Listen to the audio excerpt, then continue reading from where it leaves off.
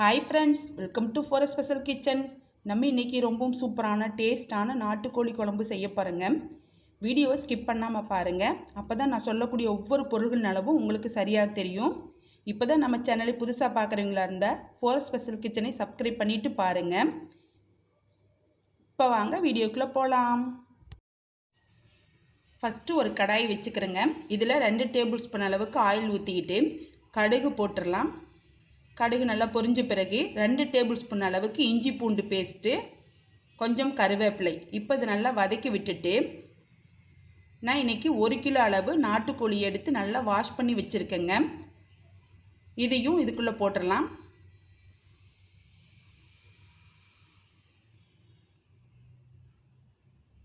இப்போ சிக்கன் போட்ட பிறகு கொஞ்சமாக மஞ்சத்தூள், ஒரு 1/4 டேபிள் ஸ்பூன் மஞ்சத்தூள் இருந்தால் போதும். தேவைக்கேற்ப உப்பு. இப்போ இது நல்லா உப்பு மஞ்சத்தூள் போட்ட பிறகு நல்லா மிக்ஸ் பண்ணி விட்டுட்டு 1 டம்ளர் அளவுக்கு தண்ணி ஊற்றி இது நல்லா ஒரு 15 நிமிஷம் நல்லா வேக வச்சுக்கலாங்க.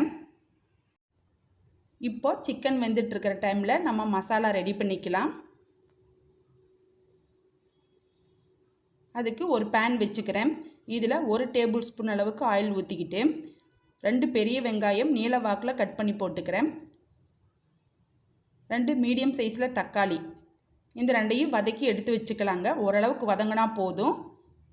ஒரு மிக்சி ஜாரில் 2 பீஸ் தேங்காயை குட்டி குட்டியாக கட் பண்ணி போட்டுக்கிறேன்.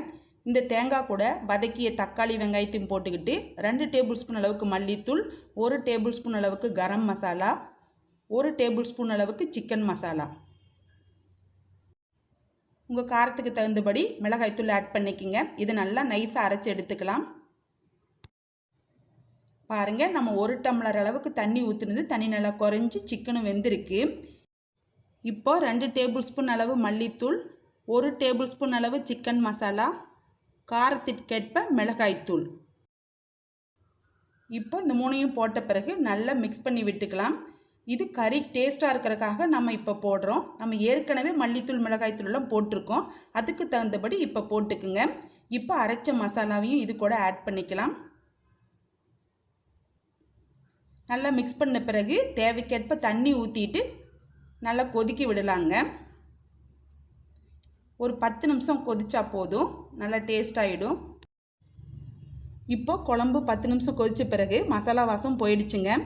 இப்போ உப்பு காரம் டேஸ்ட் பார்த்துட்டு தேவைப்பட்ட உப்பு போட்டுக்குங்க. இந்த டைமில் ஒரு பீஸ் தேங்காயை குட்டி குட்டியாக நறுக்கி போட்டுக்கலாங்க. நாட்டுக்கோழி குழம்புக்கு எப்பவுமே குட்டி குட்டியாக தேங்காய் போட்டோம்னா ரொம்பவுமே டேஸ்ட்டாக இருக்கும். உங்களுக்கு தேங்காய் பிடிக்கலைன்னா நீங்கள் தேங்காய் போடணுன்னு அவசியம் கிடையாது. இந்த டைமில் மல்லித்தலை தூவி இறக்கி வச்சுக்கலாம். பாருங்கள், சிக்கன் நல்லா வெந்திருக்கு. நெக்ஸ்ட்டு ஒரு பேன் வச்சுக்கிறோம். இதில் 1 டேபிள் ஸ்பூன் அளவுக்கு ஆயில் ஊற்றிட்டு கடுகு போட்டு பொரிய விட்டுக்கலாம். கொஞ்சமாக கருவேப்பிலை. இப்போ கடுகு கருவேப்பிலை பொரிஞ்ச பிறகு இந்த தாளிப்பு எடுத்து நம்ம குழம்புல ஊற்றிக்கலாங்க. அப்போ தான் நாட்டுக்கோழி குழம்பு ரொம்பவுமே மணமாகவும் இருக்கும், டேஸ்ட்டாக இருக்கும்.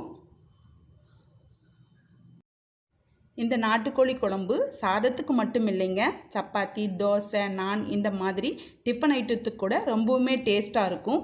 நீங்கள் தோசை, சப்பாத்தி இந்த மாதிரி டிஃபன் ஐட்டத்துக்கு செய்கிற மாதிரி இருந்துன்னா குழம்பு கொஞ்சம் தண்ணியாட்டு வைங்க. அப்போ தான் நம்ம சாப்பிட்றதுக்கும் நல்லா டேஸ்ட்டாக இருக்கும். இந்த நாட்டுக்கோழி குழம்பு நீங்களும் உங்கள் வீட்டில் செஞ்சு பார்த்துட்டு உங்களுக்கு எப்படி வந்திருக்குன்னு சொல்லிட்டு கமெண்டில் சொல்லுங்கள். இந்த வீடியோ உங்களுக்கு பிடிச்சிருந்தால் லைக் பண்ணுங்கள், ஷேர் பண்ணுங்கள். அப்படியே நம்ம சேனல் ஃபார் ஸ்பெஷல் கிச்சனுக்கு சப்ஸ்கிரைப் பண்ணிவிட்டு பக்கத்துள்ள பெல் ஐக்கானை ப்ரெஸ் பண்ணி ஆல் ஆப்ஷன் கொடுத்துக்குங்க. மீண்டும் ஒரு சூப்பரான ரெசிபியுடன் வரேன். தேங்க்யூ.